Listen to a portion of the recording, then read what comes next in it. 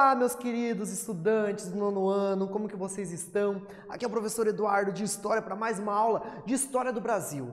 Hoje a gente vai falar da redemocratização, ou talvez redemocratização do Brasil a partir do fim do Estado Novo. Poxa vida, veio Vargas, acabou o Estado Novo, e aí o que a gente tem? Tem uma nova Constituição. A Constituição de 1946 e um governo de um cara chamado Dutra. Já ouviu falar desse cara? Então hoje você vai ouvir, se você não ouviu. Então vamos ver quais são os objetivos da nossa aula de hoje.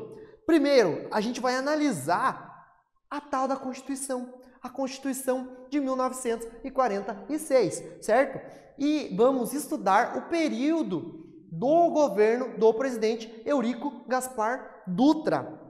Então agora você já está ouvindo falar desse cara, né? Um importante presidente aí da nossa história também, beleza, galera?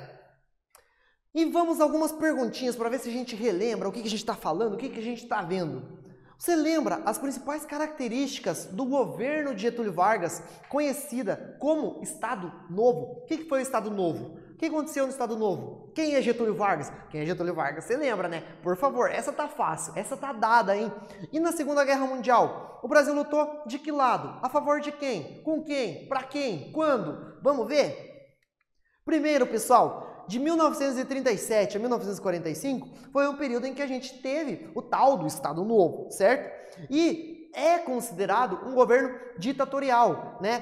Porque Vargas ele vai centralizar as decisões com poderes praticamente limitados. Inclusive, o Congresso Nacional ele vai ser fechado, certo? Ou seja, não tem mais pessoas palpitando no governo, é só o Getulhão da massa, ok? E na Segunda Guerra Mundial, o Brasil vai lutar de que lado? Do lado dos aliados. Contra quem? Contra o eixo. A gente vai ter aquela discussão, poxa, Getúlio Vargas é um regime meio fascistinha, ele vai lutar contra quem? Será que ele vai lutar a favor da Alemanha, a favor da Itália? Ou ele vai pegar, né, e já que é perto dos Estados Unidos, vai abraçar o Roosevelt, vai lá e vai lutar contra os fascismos, né? Então ele vai lutar ali contra o eixo e vai se aliar ali com os aliados.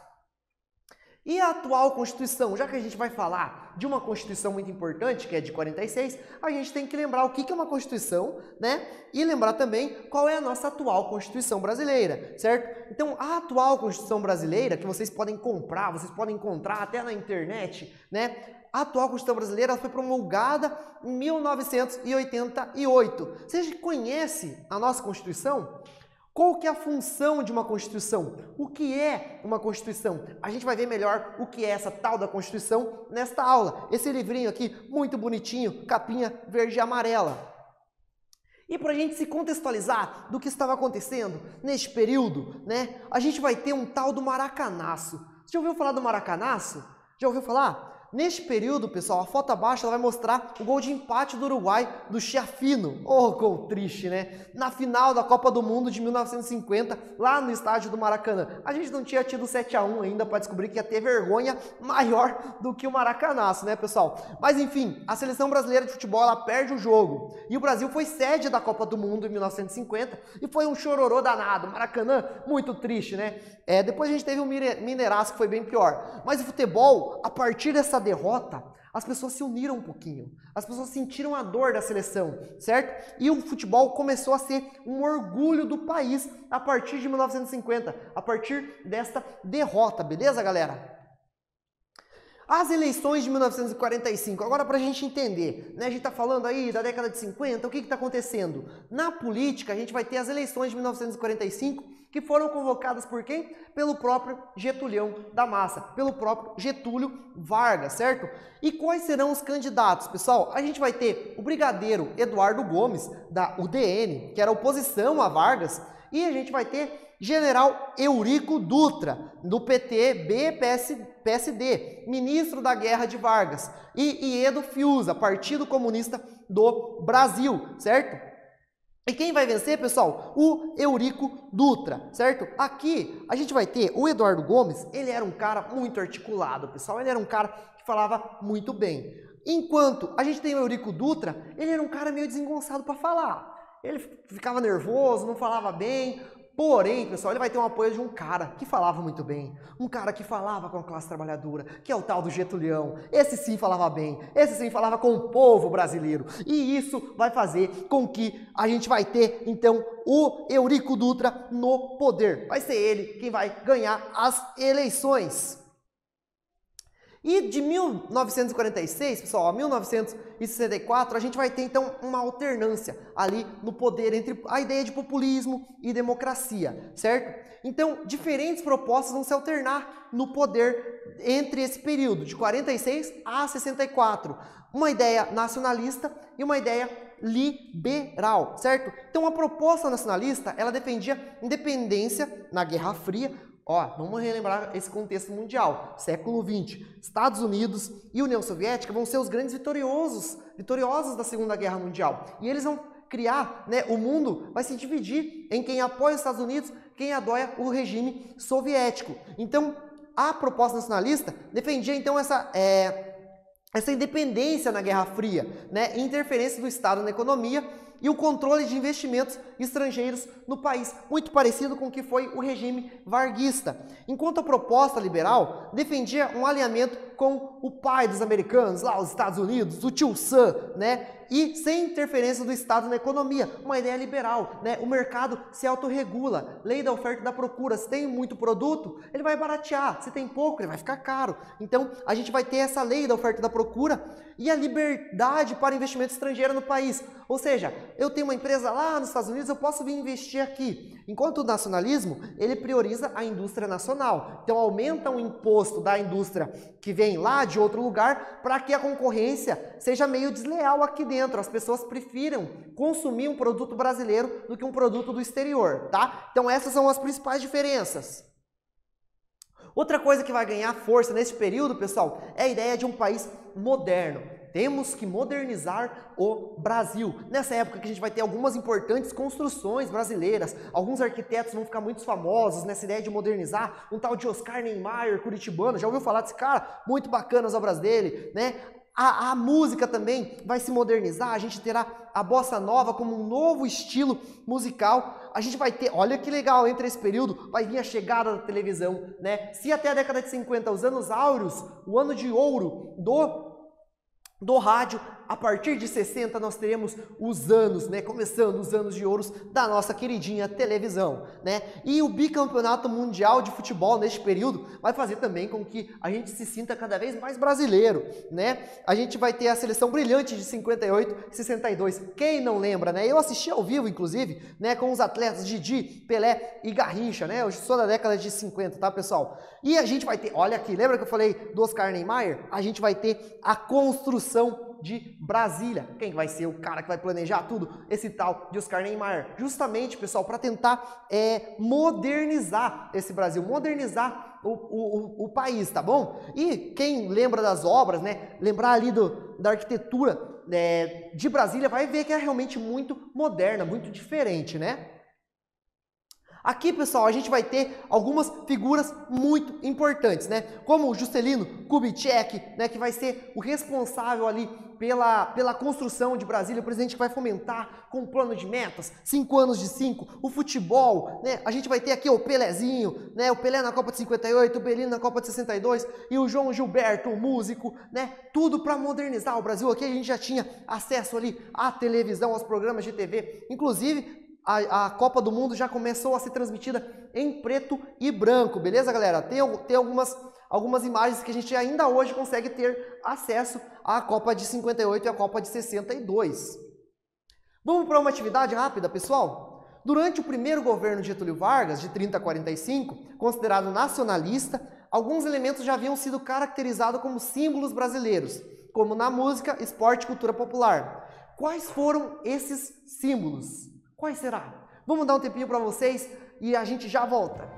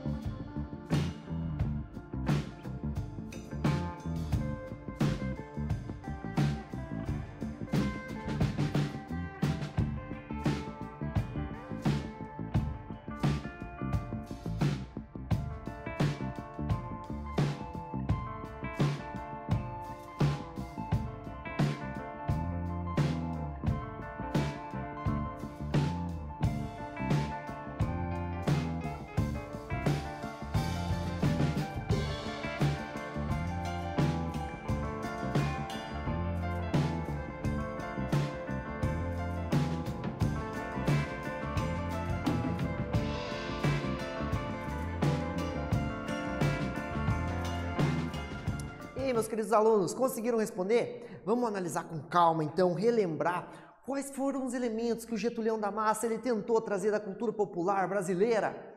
Então aqui, pessoal, os símbolos, né, os principais símbolos vão ser a música através do samba, né? Ter uma estratégia de embranquecimento do samba, trazer o samba para a elite também, por que não tirar o samba da periferia apenas, mas trazer para a elite brasileira.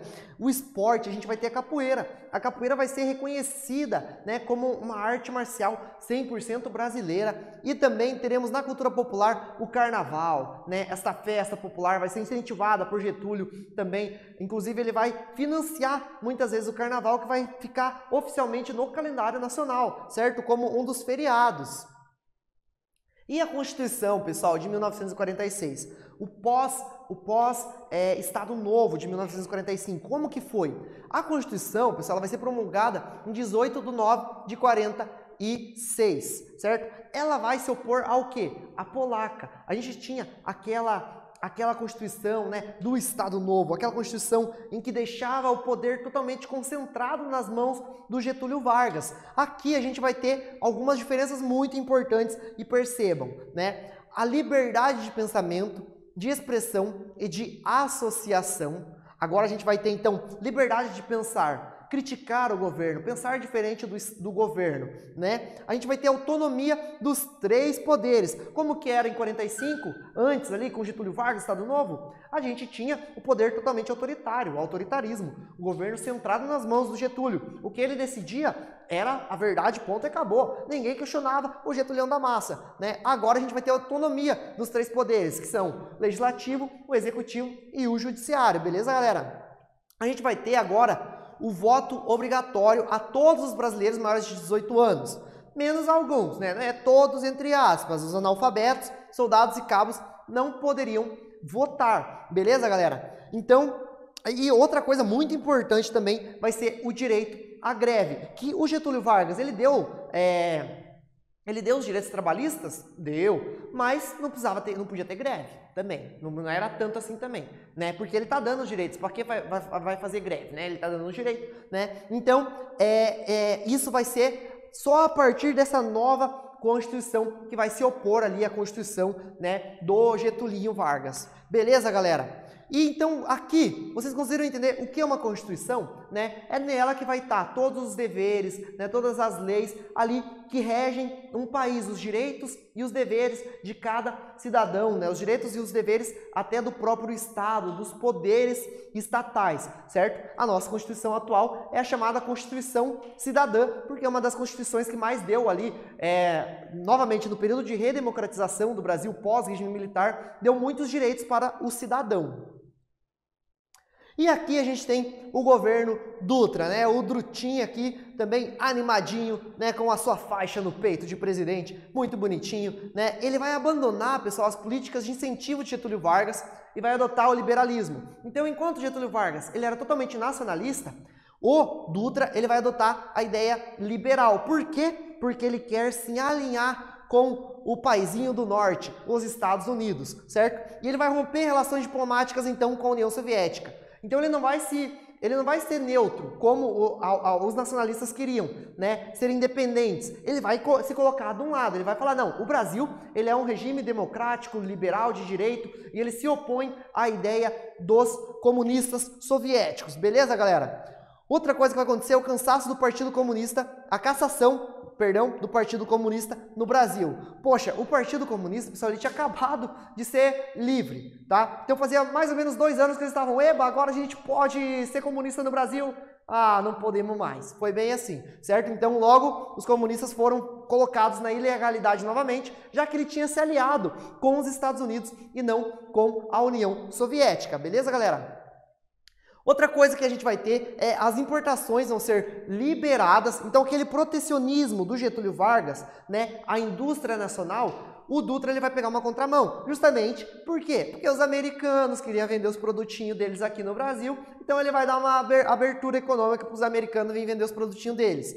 Dutra também esperava grandes investimentos dos Estados Unidos no Brasil, mas na verdade a intenção era só vender os produtos deles mesmo, né? Não vieram aqui investir muito não. Os americanos só queriam lucrar, né, com a população brasileira. Com isso, pessoal, a gente vai começar com uma grave crise econômica e com a balança comercial muito desfavorável. Isso é uma base até para sua casa, aí, para você fazer conta do mês.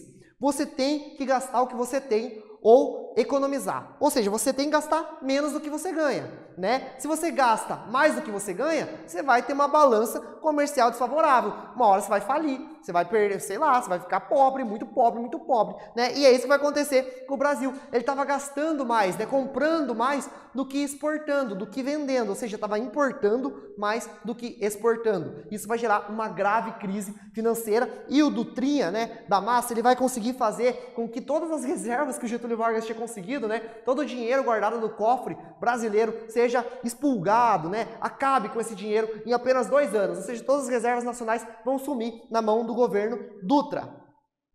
Pessoal, vamos fazer uma atividade para ver se a gente está conseguindo entender todas essas discussões historiográficas e tudo mais? O Eurico Dutra, ele assumiu a presidência em 31 de janeiro de 46. Ele foi o 16º presidente do Brasil, olha só. E exatamente no contexto mundial que marcava o início da Guerra Fria. Lembrando, Guerra Fria. De novo, qual foi a posição do governo em relação à Guerra Fria? O que o Eurico falou sobre a Guerra Fria? Qual que é a posição? Como que ele se posicionou? Do lado de quem? E o que ele esperava em troca? O que ele queria se posicionando? Eu vou dar um tempinho para vocês e a gente já volta.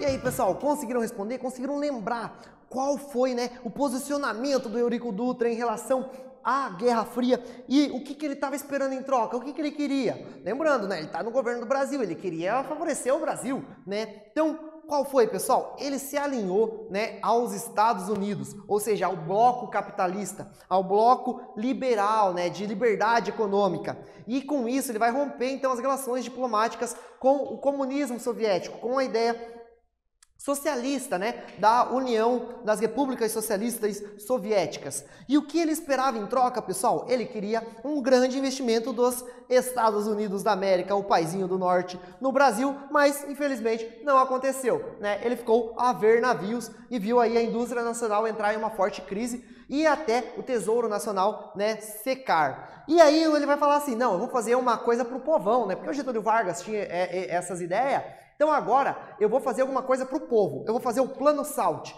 que é o Plano SALT? Plano SALT é o Plano de Investimento em Saúde, né? O S de saúde, né? O alimentação, então o A e o L de alimentação, o T de transporte e o E de energia. Para ser sincero, a alimentação, ele esqueceu. Eu acho que ele esqueceu, tipo, alimentação, não lembro. Ele não incentivou muito a alimentação, não. Mas ele vai restringir a entrada de produtos estrangeiros. Vamos relembrar aqui. Ele tinha primeiro diminuído o imposto, trazido investimento estrangeiro. Aí ele vai mudar. Fala, opa, não, vamos ter que mudar o negócio. Ele vai restringir a entrada dos produtos estrangeiros. Com o objetivo do quê? De estimular a produção interna, estimular a indústria brasileira e equilibrar a balança comercial e conter a inflação. Ou seja, que a gente começasse a produzir também mais aqui, as pessoas consumissem mais produtos brasileiros do que produtos importados, né, pessoal? Então, a ideia também do Brasil conseguir vender para fora, já que a balança estava meio desequilibrada aí, né? O negócio estava meio ruim. E uma coisa que ele vai fazer, né, é a famosa Dutra, né? A rodovia Dutra, né?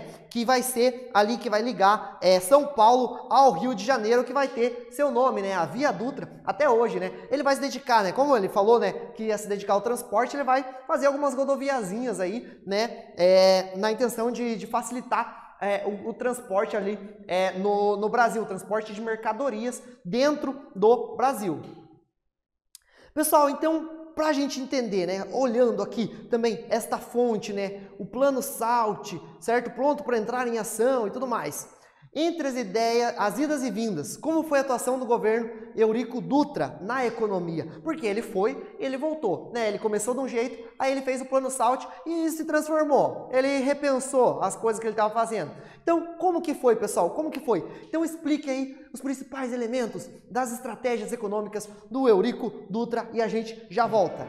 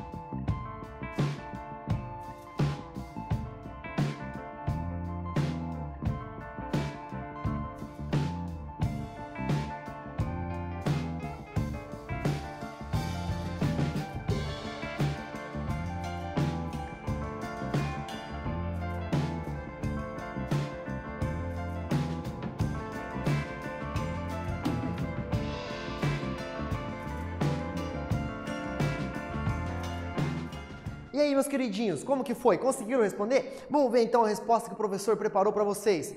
O Dutra, de início, ele vai adotar o liberalismo econômico, certo? Então vai ter importações, vão ser liberadas, crise econômica com um balanço comercial muito desfavorável, certo? Então, com essa liberação de importações, o Brasil vai entrar em uma crise econômica, certo? Aí ele vai fazer o lançamento do programa de investimentos, que vai ser o SALT em 48, tentando fortalecer os investimentos públicos nessas áreas e vai restringir, então, as entradas dos produtos estrangeiros para estimular a produção interna, coisa que antes ele não estava tentando fazer, né? Ele estava trazendo, no início, aderindo, né, aos americanos, a entrada dos produtos americanos no Brasil. Beleza, galera?